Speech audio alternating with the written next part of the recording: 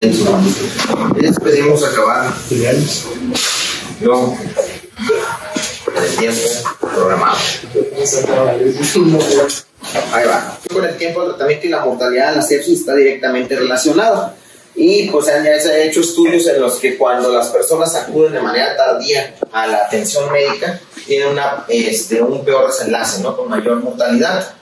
Y eso pues es importante porque pues tenemos que definir la sepsis como una urgencia, ¿no? La sepsis debería ser, y de hecho en algunos lugares, sobre todo en Europa, están ahorita empezando con algo llamado código sepsis, que sería algo muy similar al código infarto, que no habría pretexto para que no lo hubiera, pues porque es algo que tienes, así como hay tiempo aguja para la fibrinolisis, debería haber tiempo puerta aguja para el inicio de los antibióticos, ¿no? Con el choque séptico. Entonces, pues esto es algo importante. Hasta ahorita las guías del Survivor Sepsis, que tienen ahí algunas cosas controversiales, pero yo creo que una de las cosas más importantes ha sido eso, que da la recomendación clara de que la sepsis es una emergencia, no el choque séptico, la sepsis en sí es una emergencia y debe tratarse como tal. Aquí en cuanto a Latinoamérica, lo que les comentaba, realmente las estadísticas principalmente vienen de Brasil. Sin embargo, hace poco hicieron un estudio que abarcaba del 2013 al 2019 más o menos, era el SATI-Sepsis, y en el cual incluyeron pacientes que tuvieran, fue una cosa de corte prospectiva, duró 3 meses, 49 unidades de terapia intensiva allá en Argentina, y pues para ingresar a los pacientes tenían que tener estas características, ¿no? Tenían que tener una infección identificada, un cuadro de sepsis definido como infección más uno de los datos de SOFA por lo menos, choque séptico, una disfunción cardiovascular o disfunción cardiovascular sin medición de lactato. Bueno, pues con estos pacientes los arrojaron algunos datos interesantes, sobre todo epidemiológicos.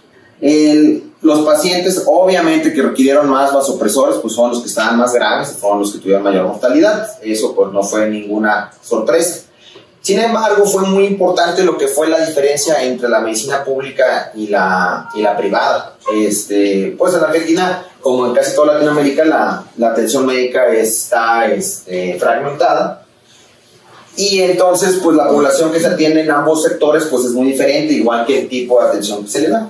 Entonces, una de las cosas que fueron importantes es que tanto en los hospitales públicos como en los privados, la población en el hospital público era más joven, acudía más tardíamente, tenían más comórbidos, pero ellos reportaban una sensación de bienestar previo a su hospitalización, igual que los pacientes de los hospitales privados. Lo cual era raro porque pues estamos diciendo que tenían más comórbidos.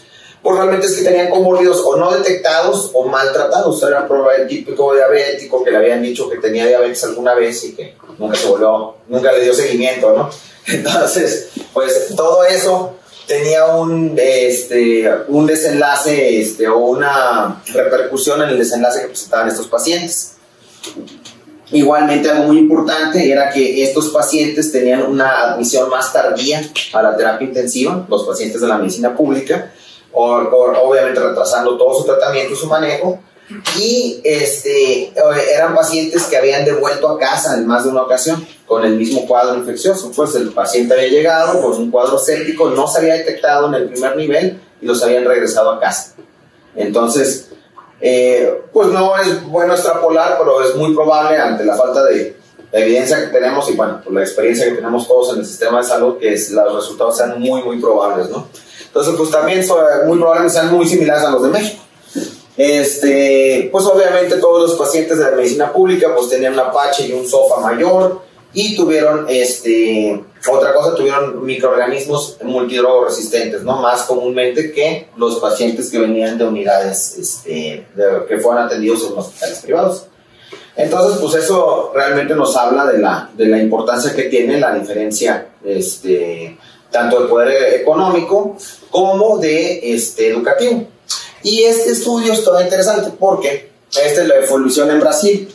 Y a hospitales públicos y hospitales privados, a los dos les estaba yendo bastante mal en cuanto a mortalidad con sepsis. Sin embargo, lo que hicieron fue que empezaron a poner programas de educación tanto a pacientes como a médicos, en los que se les educaba acerca de el surviving sepsis, a los pacientes acerca de cuándo acudir a atención médica, y pues vieran que si bien nunca se equipararon, sí ambos disminuyeron, ¿no? En el privado pues más, ¿no? Por los datos que habíamos platicado, pero pues sí, en general el estar el estar educando tanto a la población médica como a los pacientes sobre lo importante de la sepsis y la implementación de los bónus que ya conocemos, pues sí mejoró mucho la sobrevida y el tiempo de atención, ¿no? Una cosa importante pues fue eso, ¿no? Un retraso en el diagnóstico mayor de 2 horas aumentaba la mortalidad en los hospitales públicos. Entonces, pues puedo llegar a la conclusión que la sepsis en Latinoamérica, la información es escasa, hay una alta mortalidad, mucho mayor que en el resto de los países del mundo. Esto es algo interesante, es un estudio que se hizo que se llama el IBEN-1, en el que se vio que somos de los países o de los lugares del mundo que tienen peor relación entre paciente y enfermera o paciente médico. Entonces muchas veces los pacientes no reportan pues a los que están cuidando de ellos en el hospital sus síntomas, ya sea por miedo, timidez, etcétera, ¿no? Entonces no se crea un ambiente en el que el paciente pues refiera de manera confiable o oportuna los síntomas que está presentando. Pues hay baja adherencia a cosas que ya sabemos que existen, como son el surviving sepsis. Todavía es muy heterogénea la aplicación del mismo, mucho más de lo que es, por ejemplo, la fibrinolisis. Yo creo que hasta en los pueblos más recónditos de México la gente quiere fibrinolizar, ¿no? a los pacientes. ¿Por qué? Pues gracias a todo el marketing que ha traído las enfermedades coronarias, ¿no? Que se ha quedado corto en el caso de la sepsis. La gran inequidad pues también es muy importante. Ya vimos que es muy difícil, estos pacientes fueron regresados a casa retrasando la atención, y la falta de conciencia, es decir, pues muchas veces la gente ni siquiera sabe lo que es sepsis. Pregúntenle a cualquiera lo que es un infarto, ¿no? Hasta en las novelas sale, le dicen la noticia es infarto, o cuando sale que se mueren de sepsis. Y bueno, pues ya para llegar a lo que son las definiciones, un poquito de historia.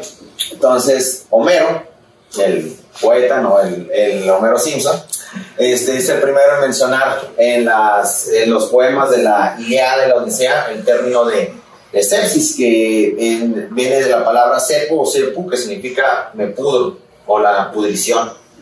Entonces, pues en eso se referían ellos a las infecciones que les daban, ¿no? A los soldados heridos.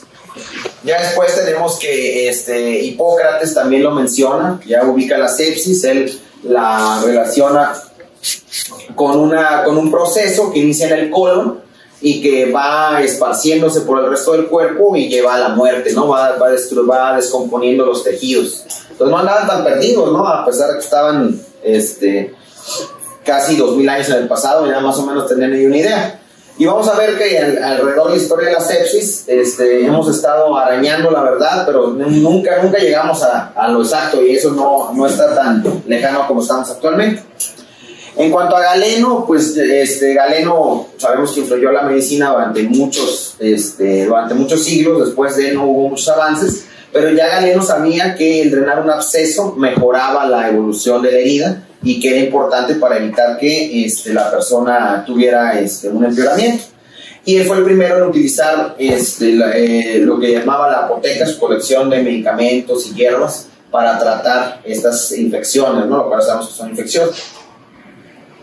Los romanos, Galeno pues era un griego, pero vivía en el mundo romano. Los romanos eran muy conscientes de lo que era la miasma, y por eso su sistema de drenajes estaba por encima de todo lo que existía en esa época, y de hecho se perdió esa tecnología durante varios siglos después de la caída del Imperio Romano, y por eso la Edad Media fue una época de tantas pestes, ¿no? Pero ellos ya tenían drenajes porque sabían o sus médicos intuían que había criaturas invisibles que soltaban tóxicos en el aire, pútridos. Eso llevó a la formación de baños, donde la gente iba a hacer sus necesidades, las letrinas, y incluso el papel de baño romano, que era una esponjita que tenían ahí junto a los baños, la usaban y la tiraban. Entonces, pues todo eso ayudó mucho a disminuir las infecciones en esa época. Después viene todo el periodo oscuro de la Edad Media, y luego ya con el Renacimiento empieza a haber otra vez nuevos descubrimientos, entre ellos el microscopio. Y aquí es donde Anthony van Leeuwenhoek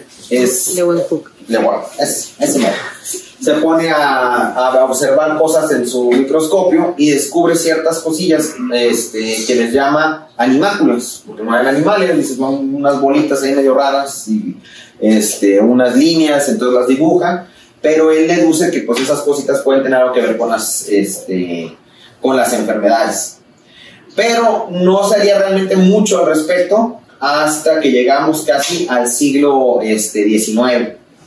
En el siglo XIX ya existían los hospitales como los conocemos, y eran una de las cosas más asquerosas, describen en los libros de historias, que se puedan imaginar, ¿no? La peste de los hospitales, sobre todo los más descritos eran los de Londres, llegaba a cuadras a la redonda, el olor a pus, y de hecho la posibilidad de que la gente, así que había un boom de la medicina, privada, porque pues era más probable que te murieras en el hospital de una cirugía a que te murieras de una cirugía realizada en tu casa. ¿Por qué? Pues por la cantidad de infecciones que había adentro del hospital, no tanto por la pericia del médico.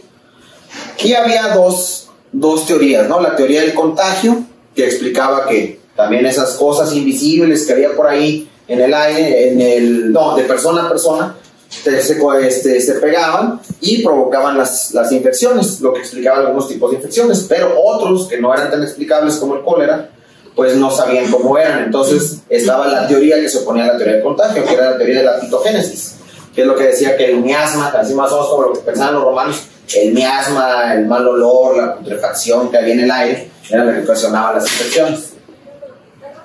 Y a le llega Joseph Lister, que vendría siendo el hombre que acabó con las infecciones en la cirugía.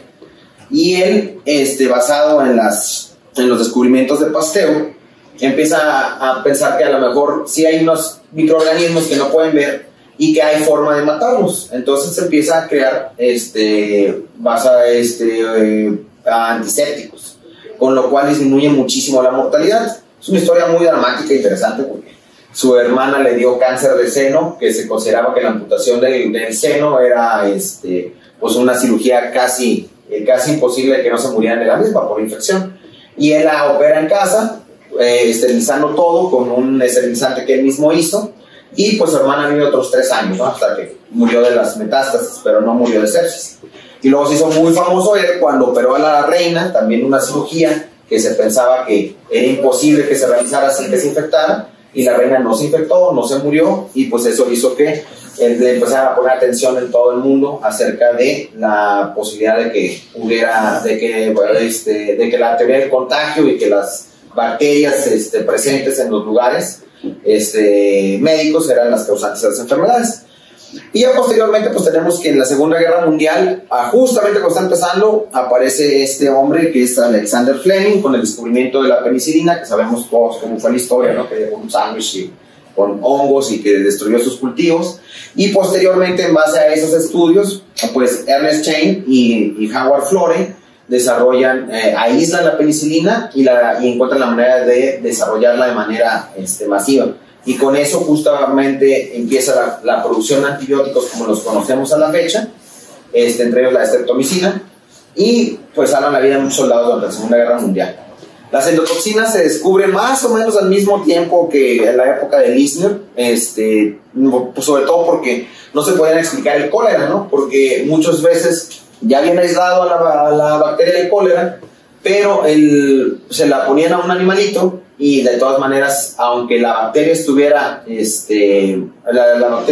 muerta o el inóculo fuera muy pequeño, el animal moría.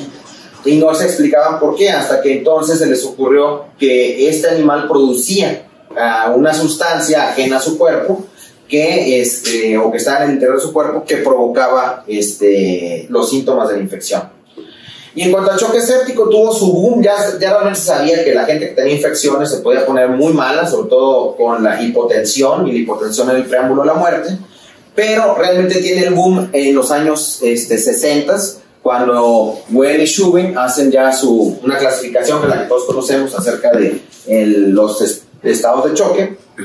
y pasando por el descubrimiento del óxido nítrico y como vasodilataba, que creó toda una rama de investigación para la sepsis que nunca funcionó, y finalmente pues con la aparición del Swan-Ganz. Cuando llega el Swan-Ganz se pueden así hacer muchos estudios para todos tipos de choque. Sabemos que fue muy popular con los cardiólogos, pero también se hicieron casi todas las bases de lo que tenemos de choque séptico actualmente, vienen de los estudios realizados por Parrillo y por Calvin. Estos estudios se realizaron en los 80s, 70s, 80s, y de ahí parte todo lo que sabemos actualmente.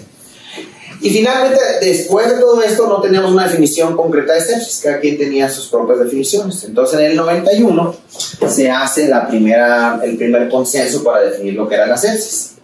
Entonces, en ese concepto, definirla como, hacer algunas definiciones, como lo que era la sepsis severa, que era aquella que tenía hipotensión, hipoperfusión, y el choque séptico, que era una sepsis severa, con datos de SIRS.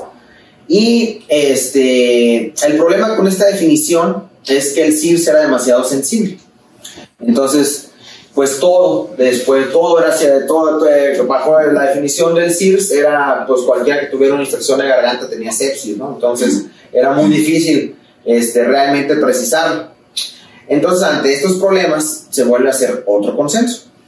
Se lleva a cabo en el 2001 y es cuando realmente no hicieron muchos cambios, pero por lo menos definieron ya lo que era una falla multiorgánica, y se describen scores para poder medir lo que es la falla multiorgánica, como fue el SOFA y el MOTS.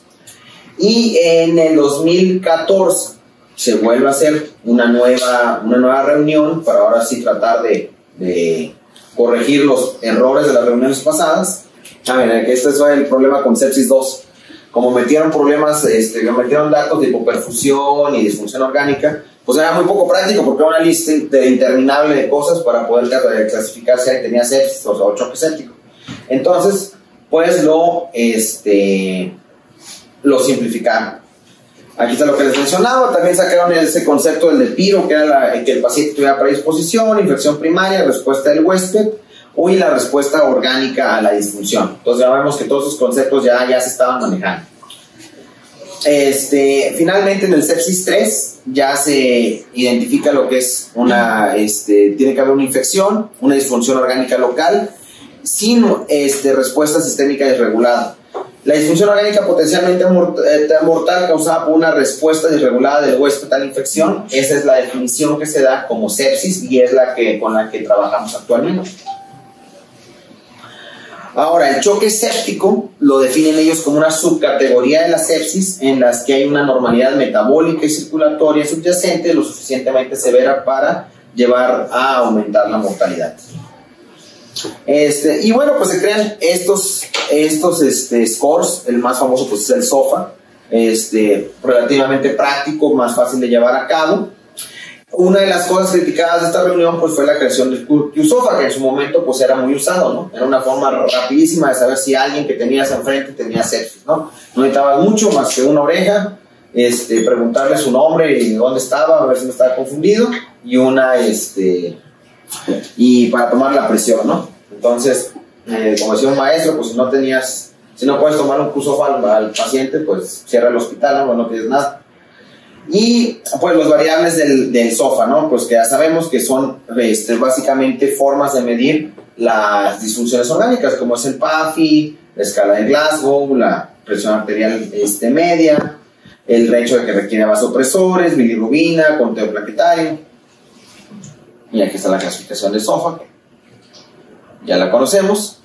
Y en el estudio de Delphi, en ese estudio pues lo que se hizo fue tratar realmente, es como fue una reunión extra que se realizó, se hizo pues como un consenso, se mandó a varios expertos pues cuáles eran sus ideas para clasificar el choque séptico.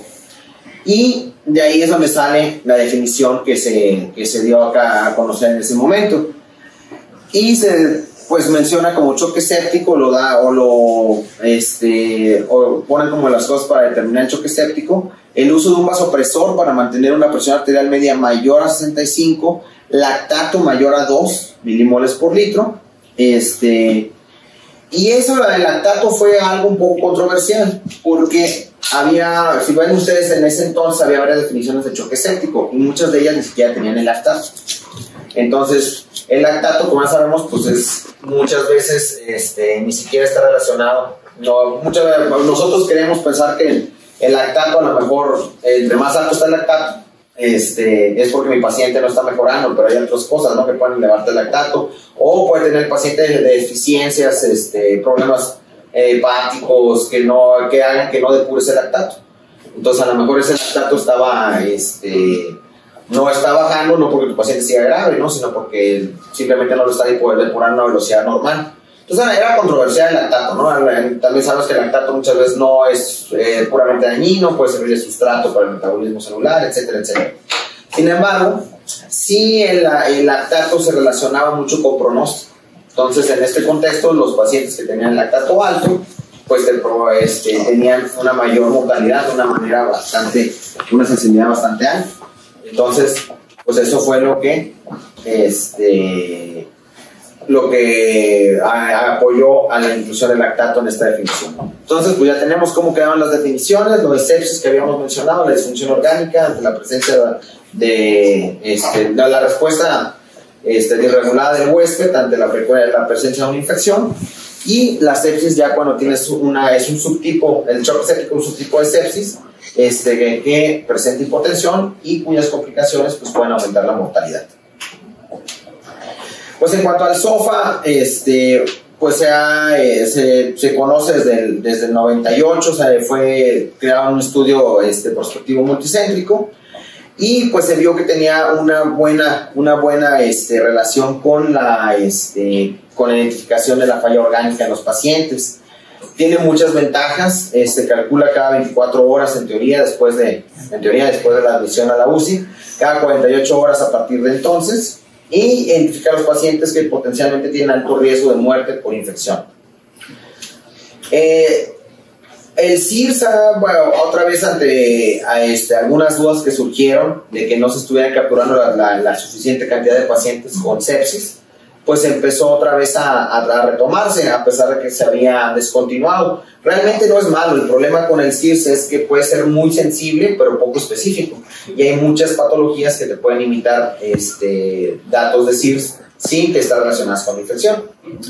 El QuickSOFA pues es el que últimamente se ha crucificado. ¿Por qué? Porque se ha visto que realmente no es tan bueno para detectar sepsis.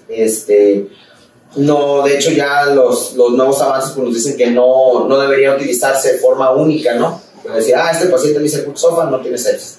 No serviría para eso. Y de hecho la tendencia es a utilizar más escalas en los pacientes para tratar de identificar cuál es el paciente que tiene sepsis y cuál es el paciente que no. En las mujeres embarazadas, pues es una población especial. Se ha visto que en este caso el SOFA modificado puede ser de mayor utilidad. Sobre todo esas modificaciones en el SOFA se tienen que realizar en pacientes que ya de poblaciones especiales, pacientes que tenían algún problema renal, respiratorio previo, y conociendo su basal le aumenta esos 2 puntos que serían los que te darían la clasificación de la falla multiorgánica. Y pues en estos últimos años pues han salido nuevas escalas prometedoras, interesantes. La news pegó mucho ahora que estuvo lo del COVID. Realmente ninguna ha demostrado una clara superioridad. A veces en algunos estudios parece que unas destacan más que otras. Sin embargo, pues lo que nos quedamos actualmente es entre más escalas uses con tu paciente, pues mejor, para tratar de identificarlo, ¿no? Siempre con el contexto de que pues ya tienes una sospecha de una infección. Y bueno, pues esto es lo que viene a futuro en cuanto a las clasificaciones, a la clasificación de sepsis y los scores, es lo que se llama el Machine Learning, que usa inteligencia artificial. A lo mejor nosotros ya la inteligencia artificial se disparó con el ChatGPT, pero ya desde antes existía, entonces, sobre todo en centros de investigación, y se ha visto, obviamente ha ido en mejoría de la tecnología, pero ahí lo que hacen ellos es que, por ejemplo, pues hay muchas cosas que, hay muchos metaanálisis que comparan una cosa con otra, pero a lo mejor hay un metaanálisis que no me compara a, no sé, una población de pacientes renales con una infección de vías urinarias, versus, no sé, si esos pacientes renales está embarazada la paciente. Entonces hay muchas poblaciones muy específicas que a lo mejor no hay un estudio, no hay un metaanálisis que los capture. Y con el Machine Learning, lo que hace es que usando herramientas estadísticas muy poderosas, compara varios metaanálisis, muchísimos, y te puede hacer asociaciones muy cercanas a una alta probabilidad, ¿no? Entonces, corres tú esta inteligencia artificial y te puede dar con una alta posibilidad de certeza qué tan probable es que este paciente tenga sepsis. Entonces, todavía no está disponible, pero pues también no falta mucho. Pues ahorita vamos a hablar de algunas cosas que todavía no están, pero bien en camino. Y bueno, pues aquí está nomás para que vean las comparaciones, ¿no? Entre las definiciones de sepsis 2 y sepsis 3, que es la que usamos actualmente. Y bueno, pues ya para empezar con me voy a meter rápidamente con lo que es la fisiopatología. Pues las características frecuentes que vamos a encontrar en la sepsis, sin embargo, son frecuentes, pero sabemos que no son ni en ningún caso patognomónicas. Probablemente el paciente tenga fiebre, muchas veces la hipotermia también va a ser un dato de fiebre, de sepsis, signos de infección claros, a veces ocultos, vasodilatación ya cuando estamos hablando de un choque séptico, gasto cardíaco elevado, aglutinación de eritrocitos y coagulación intravascular diseminada ya cuando estamos en un cuadro de sepsis. Y pues la respuesta, tampoco hay que perder mucho tiempo en esto para poderme ir a lo que son los vasopresores y los esteroides, pero pues más o menos ya sabemos, ¿no? Tenés una respuesta inflamatoria del cuerpo a los patógenos y se desarrollan dos respuestas que se autorregulan a sí mismas, ¿no? Una respuesta, una rama inflamatoria que va a generar interleucinas inflamatorias y otra rama que es antiinflamatoria que va a tratar de controlar la respuesta inicial. Son al mismo tiempo, son simultáneas, pero el problema aquí en la sepsis es que la respuesta va a estar desregulada. Por lo regular, la que va a imperar va a ser la respuesta antiinflamatoria. Entonces, aunque el paciente, estamos hablando antiinflamatorio, pero pensamos más bien sería inmunosupresor, porque el paciente está inflamado, pero no tiene una acción efectiva contra los patógenos. Algo muy similar a lo que vimos en el tema de sepsis con quemados. Y bueno, antes se pensaba originalmente pues, que la sepsis era causada por la tormenta de citoquinas. Sabemos que tiene que ver, sobre todo de manera inicial, pero es realmente esta respuesta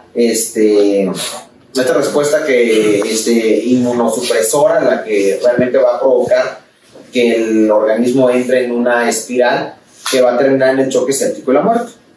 Ya hablando del choque séptico, pues vamos a tener estas características: una vasodilatación periférica, un aumento en la permeabilidad, la hipovolemia y la disfunción ventricular. Factores de riesgo para desarrollar el choque séptico: VIH, SIDA, inmunodeficiencias, el EPOC, el género masculino, la raza negra.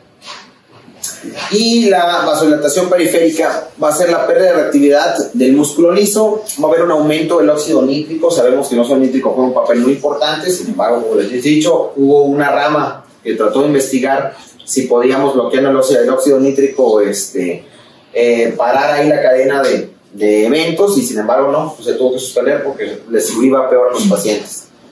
Síntesis de prostaglandina, de prostaciclinas, la adrenomodulina y la activación de canales tipo 4, ¿no? Y bueno, pues dentro de los tipos de choque, pues usualmente consideramos a la sepsis como un choque distributivo. Sin embargo, pues ahora sabemos también que tiene un efecto sobre el corazón, un efecto pues no despreciable, pero todavía controversial. Y lo más importante con el choque séptico va a ser la microcirculación. Obviamente va a haber un problema en la macrocirculación, y por lo regular en casi todos los estados de choque, cuando tú tienes un problema con la macrocirculación, dígase la presión arterial, tu microcirculación se va a ver afectada, ¿no? Pues si tienes choque cardiogénico, pues tu microcirculación va a estar pues alterada, ¿no? Vas a tener hipoperfusión en los tejidos, etcétera, etcétera, ¿no? Por eso pues es que la saturación venosa sanguínea pues va a estar baja, ¿no? Sin embargo, en la sepsis ocurre algo interesante. Puede haber una incoherencia hemodinámica, y es decir, tú puedes lograr normalizar la macrocirculación, pero la microcirculación permanecer disfuncional. Entonces tu paciente puede morirse con unas presiones o puede estar teniendo un daño multiorgánico con presiones de PAM que tú esperarías que lo mantuvieran vivo, ¿no? Y ahí es donde vamos a ver que vienen los problemas con el choque séptico, ¿no? Entonces, básicamente lo que tenemos es una hipoperfusión e hipoxia tisular, pese a la normalización de los flujos sistémicos y regionales. Vamos a tener un hit inicial que va a provocarnos la inflamación, la liberación de óxido nítrico, el daño de las células endoteliales, la relajación del músculo liso o endotelial. Va a haber afectación a los eritrocitos, a las plaquetas, a los leucocitos.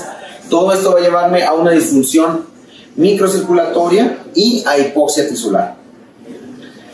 Este estudio está muy bueno porque te habla exactamente de lo que pasa, ¿no? A nivel microcirculatorio. Por un lado va a haber un déficit en algunos lugares, unas zonas va a haber déficit de óxido nítrico, y con eso va a haber vasoconstricción, mientras que en otras partes vamos a tener microtrombosis, es decir, estas alteraciones a nivel sanguíneo nos van a provocar pequeños trombos que van otra vez a disminuir la circulación a nivel de los capilares, y en las vénulas vamos a tener una adhesión de neutrófilos y agregación en los mismos, que también nos van a alterar la contracción venosa.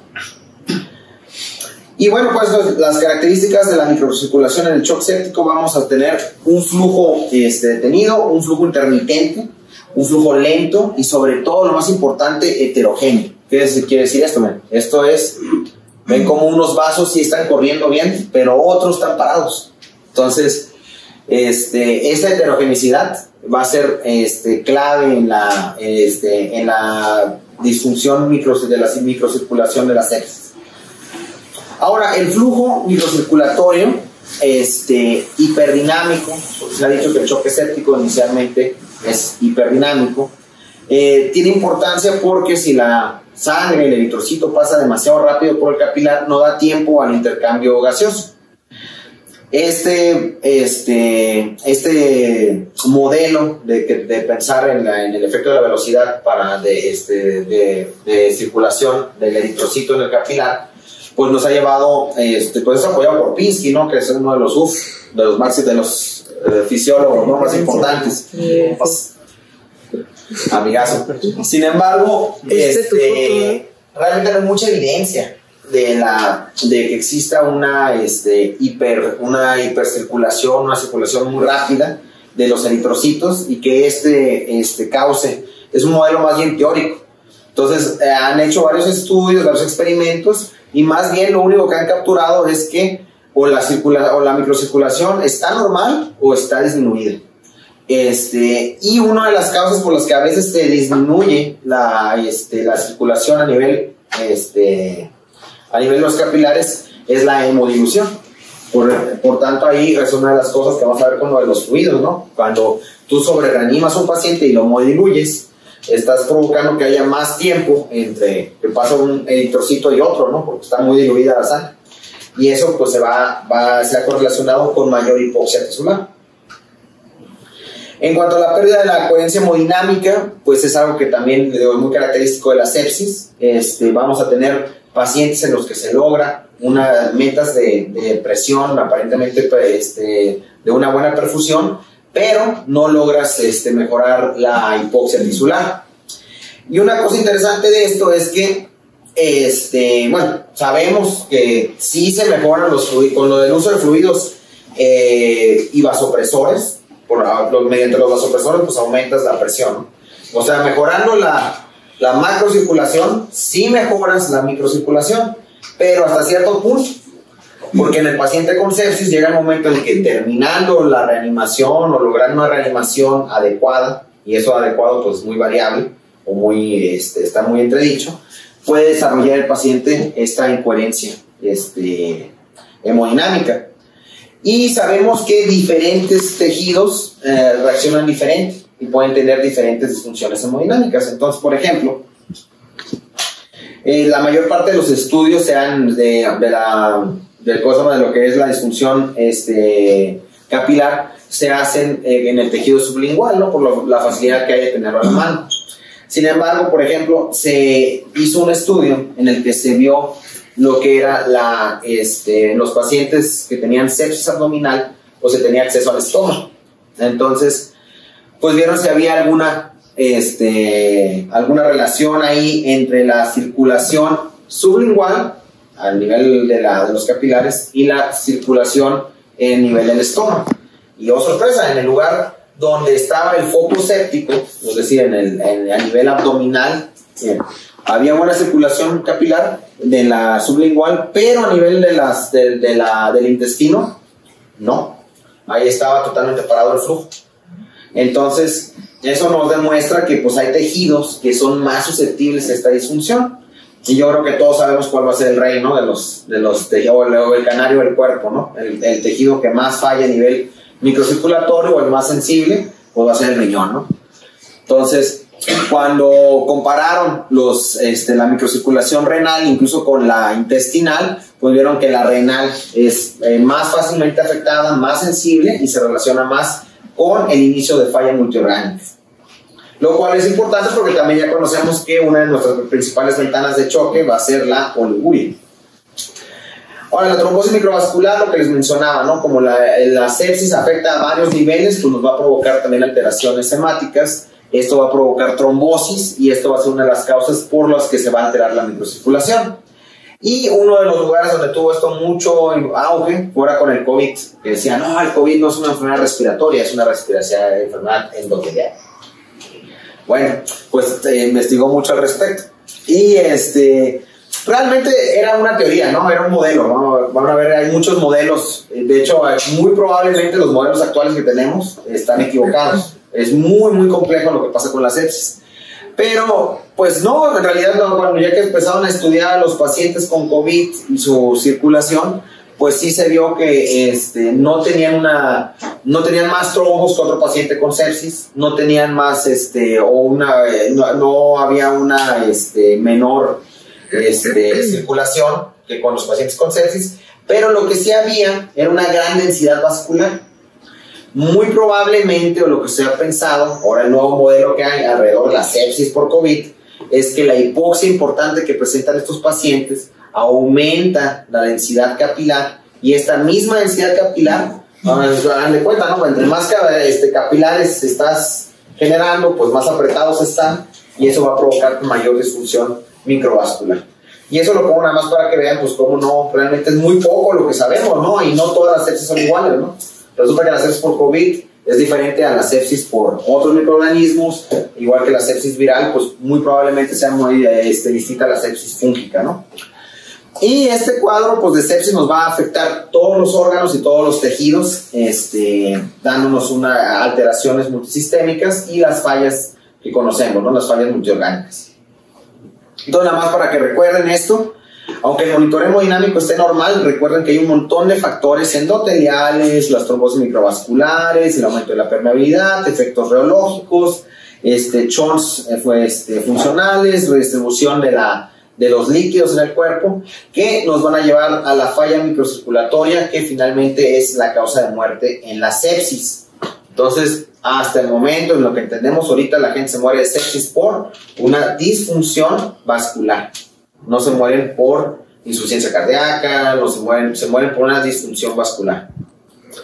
Pero ahí viene otra vez la controversia, ¿no? Ya sabíamos desde hace mucho que la sepsis provoca una disfunción cardíaca, miocárdica, como les dije, pues afecta a todos los tejidos, ¿no? Los corneocitos, se sabe que rápidamente son de las células que rápidamente reconocen una infección bacteriana, tienen las primeras alteraciones, son ricos en receptores tipo TOL y rápidamente liberan quimiosinas y citocinas proinflamatorias y todo este efecto inflamatorio va a reducir la eficiencia contráctil del miocardio. Todo esto no es nuevo, ya se sabía. Se sabía también todo esto, volvemos a los estudios de Parrillo, lo que les dije que le usaban el Swan-Ganz, como usaban el Swan-Ganz todavía y hacían estudios con pacientes sépticos. Pues se descubrió todo eso, ¿no? Que sí había un cierto daño miocárdico, había una disfunción miocárdica. En cuanto a eso, pues se ha avanzado con el ecocardiograma de cama, el rastreo ecocardiográfico, y pues ha entrado la controversia de, bueno, ¿qué tan importante es esta falla cardíaca en el contexto de la ciencia, esta disfunción miocárdica, en el contexto de un paciente con choque séptico? Como les decía, hasta la fecha sabemos que el paciente séptico se va a morir por una disfunción, de la microcirculación.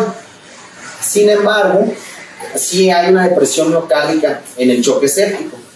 La depresión miocárdica es global, entonces no solamente falla el ventrículo derecho, como a veces podríamos llegar a pensar, ¿no? Por la importancia que se le da a la disfunción del ventrículo derecho, es global. Pero lo que se ha encontrado es que la disfunción diastólica es una mayor predictora de mortalidad. No necesariamente la causa, pero nos sirve para predecir que ese paciente le va a ir más mal. No se puede demostrar, pues, a veces al haber una mejoría del estado de choque del paciente se resuelve. Entonces, pues llegamos que la disfunción del ventrículo derecho en la sepsis ha tomado una nueva, un nuevo protagonismo, ¿no? Sin embargo, nos encontramos con algunos problemas y es que, pues, ¿cómo definimos disfunción del ventrículo derecho en el contexto del choque séptico? Y ha habido varios estudios, pero la mayoría lo que sabemos al momento son traspolados de estudios, obviamente, en pacientes cardiovasculares. Realmente la disfunción del ventrículo derecho en el contexto del choque séptico no hay tanto. Y uno de los grandes problemas que tenemos es cómo lo definimos. Lo definimos por el CAF, lo definimos por la TAPSE. Es igual que en un paciente con insuficiencia cardíaca. Entonces, ante esta falta de información, pues realmente sí está muy bien que busquemos a nuestros pacientes con choque séptico una disfunción del ventrículo derecho. Está bien porque, les digo, sí ha demostrado consistentemente ser un predictor de mortalidad, pero pues realmente qué manejo le vamos a dar a eso es todavía controversial. Pues a veces sí hay quien dice que sí es muy importante y conforme vas a dar la reanimación, incluso si puede requerir inotrópicos el paciente, o en cuanto a qué tanto líquido vas a suministrar, pero realmente pues no hay nada concluyente, ¿no? Al momento. Y bueno, pues vamos a lo que es el tratamiento. Eso lo mueve. Vamos a dar aquí 4 minutos. Bueno, en el 2001 ya se había hablado de la terapia, ¿no? Dirigida a goles, que era cuando se colocaba en estos pacientes con choque séptico un catéter de Swan-Ganz de manera rutinaria. Ya actualmente pues, sabemos que el Swan-Ganz está proscrito en cuanto a la sepsis por el momento. Pero pues todo eso marcó un hito histórico, ¿no? Sabemos que vino todo eso de Rivers, la reanimación por metas, que en su momento pues fue un parteaguas, porque pues hasta ese entonces nadie te decía pues cómo reanimar a su paciente, y aquí Rivers pues, lo que trató fue de hacer, basado en todas esas mediciones, pues tratar de darte como una receta de cocina. Actualmente ya todos sabemos que no funcionó, tenía muchos problemas y sobrecargamos a los pacientes, pero como les voy a mencionar ahorita más adelante, también ahora hemos caído en algunas veces, muchos antipesados les dicen, no, ahora todo el mundo le da miedo meter líquidos, pero algunos pudieran tener razón. Ahorita vas a ver por qué. Bueno, en cuanto al diagnóstico y tamizaje, el manejo inicial no debe retrasarse, ¿no? Lo primero que tienes que poner ante tu sospecha de sepsis es pues, iniciar antibiótico-terapia, porque es lo único que te disminuye la mortalidad. La toma de cultivos, lo más rápido posible. Lo ideal es que sea antes de iniciar el antibiótico. Muchas veces pues, la vida no te deja que así sea, pero pues debes de tomar los cultivos. Realizar radiografía de tórax como parte puede ser como parte del abordaje, estudios de imágenes que tú consideres, niveles de procalcitonina, pues no para inicio del antibiótico, sabemos que eso está completamente contraindicado, pero sí como para seguir una tendencia, ¿no? La antibiótico-terapia, lo que hemos dicho, en la primera hora, así como un paciente infartado debería estar con el electrocardiograma a los 10-15 minutos y ya debería estarle pasando el fibrinolítico, así debe ser con los antibióticos. Y la eliminación de la fuente de infección, ¿no? Ya lo dijo Brandon ampliamente ayer, cómo era necesario eliminar la fuente, ¿no? Para que pudieras tratar el cuadro séptico. La reanimación de líquidos, sabemos que es, ya como les mencioné, ya desde los estudios que se hacían con modelos murinos y todo eso, sabemos que el mejorar la macrocirculación mejora la microcirculación como regla general.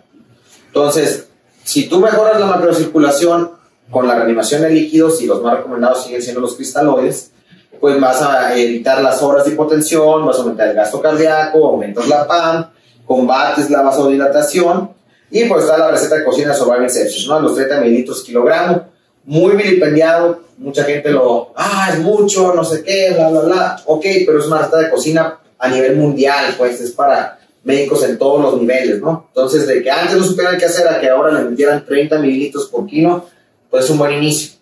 Pero pues a nosotros deberíamos de realmente guiar esa terapia por respuestas a fluidos.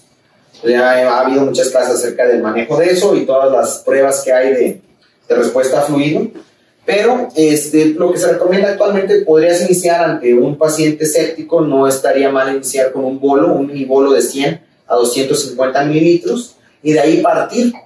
Es un mini bolo, pues no es una carga de 500 para media hora, no, es un mini bolo y de ahí sigues con tus pruebas de respuesta a volumen. En cuanto a eso, pues creo que no hay mucha controversia. Sin embargo, aquí viene la elección del vasopresor, que es un rollo. Bueno, inicialmente se comparó la dopamina con la norepinefrina. Realmente la dopamina, como sabemos, es una droga sucia, ¿no? ¿Por qué? Porque da mayor número de taquiarritmias, da peor mortalidad. La hemos satanizado mucho, pero pues, realmente si no tienes otro vasopresor, pues se usó durante años, ¿no? Mucha gente salía con dopamina, entonces pues no tienes ningún otro vasopresor, pues se pudiera usar. Ahora, ¿cuál es el que nos recomienda Surviving Sepsis y los consensos actualmente? La norepinefrina, ¿no? De primera línea. Epinefrina versus norepinefrina. La epinefrina tiene la misma mortalidad, más taquiarritmias, y presenta más acidosis láctica, ¿no? Que recordemos que el lactato pues, va a ser nuestro predictor de mortalidad. Sabemos que administrar la noradrenalina de manera temprana va a disminuir la mortalidad. Entonces eso fue muchas veces un punto de discusión porque se reanimaba al paciente y hasta que lo habían acabado de reanimar, si seguía hipotenso, le iniciaban el vasopresor. Ahora sabemos que esa no es una práctica tan buena porque entre más te tardes en iniciar el vasopresor, más mortalidad va a tener la persona. Entonces, pues aquí fue un estudio de donde es uno de los estudios más importantes, se saca esta información con 213 pacientes en choque séptico y se vio que el retraso, ¿no? de la norepinefrina pues se relacionaba con peores desenlaces. Ahora, también sabemos que la interacción entre los vasoconstrictores y la mortalidad, ya sabemos que es un problema de vasodilatación. El uso de los vasoconstrictores va a mejorar eso y va a disminuir la necesidad de la resucitación con fluidos. Pero ojo, el iniciar vasopresores no quiere decir que detengas, y eso es lo que se ha visto, una tendencia a que, le inicio la norepinefrina, pero si tú no tienes reserva a ese paciente, si ese paciente respondía a líquidos y ya no se los pusiste, lo que vas a provocar es que solamente haya una mayor vasoconstricción, no hay volumen que movilizar. Entonces, en este estudio que les puse ahí, se vio que el inicio de la norepinefrina temprana les iba peor a los pacientes, pero contrastaba con otros estudios que se habían realizado en los que se veía que les iba mejor. Ya cuando los mismos investigadores se ponen a ver a las poblaciones, resulta que pues el problema era que no se había reanimado de manera adecuada a los pacientes, o se habían suspendido la reanimación al momento de iniciar los vasopresores. Entonces, pues tenemos que, ahora sí que ni muy, muy, ni tan, no irnos al otro extremo de no dejar ninguna solución o de no estar viendo si nuestro paciente todavía es respondedor o no a líquidos. Y la combinación de noradrenalina y fluidos tiene sentido. Hay un estudio que hizo De Bull y Monet, creo que murió Monet, pero bueno, los dos hicieron ese estudio, fue en el 2019, fue un estudio pequeño con 25 pacientes sépticos, pero básicamente lo que ellos vieron es que si tú iniciabas la norepinefrina junto con los fluidos, los dos hacían una reacción sinérgica, obviamente. Entonces, la noradrenalina ayudaba a movilizar ese líquido. Y como vamos a ver, lo que haces es que tú tienes muy poquita agua en un balde, ¿no? Y bueno, ahorita tengo un dibujo ahí donde se ve. Pero la combinación de la noradrenalina y los fluidos tiene sentido, lo que les decía, ¿no? Entonces, sin embargo, la norepinefrina, eso tiene sus efectos malos. Por eso es que ha habido tantos intentos de tratar de disminuir la exposición del paciente a la misma. Sabemos que los pacientes que más dosis altas tienen de norepinefrina, peor les va, o se mueren más. Pues por el principio primero de que son pacientes más graves, ¿no? Empezando por ahí. Pero sabemos también que entre mayor sea la dosis de norepinefrina, mayores son los efectos adversos y no son nada despreciables. Uno de los efectos que más se ha estudiado últimamente es la desregulación de la inmunidad. La norepinefrina, cuando se la pone a un paciente, le están tumbando las defensas. No de manera inicial, no se espante. Pero sí, conforme vas aumentando la dosis, vas provocando, inicialmente la norepinefrina, pues estimula los receptores alfa-adrenérgicos, y estos no solo te va a provocar, ¿cómo se llama? La generación de citocinas, interleucinas inflamatorias, ¿no? Pero conforme vas aumentando la dosis, va habiendo una mayor estimulación de los receptores beta-adrenérgicos, los cuales tienden a aumentar lo que es la producción de interleucinas antiinflamatorias. Y pues se ha visto en animalitos, en modelos murinos, le suben a un ratoncito con sepsis, le suben la noria a todo lo que pueda, y después le toman estudios y ven una disregulación. Incluso cuando tiene el animalito un foco séptico, se ve que con dosis más altas de norepinefrina ese foco séptico se esparce, ¿no? Esa infección hace como cuando se trata del Staph aureus, que es una bacteria que a veces se propaga de manera hematógena por el cuerpo. Bueno, una dosis muy alta de norepinefrina estimula eso en varios tipos de infecciones. Entonces, pues, ojo, es el problema con la norepinefrina. Más aparte, pues igual que todos los vasopresores, pues te va a provocar arritmias, te va a provocar isquemia. Me falta mucho. Sí. Pues ya sabe.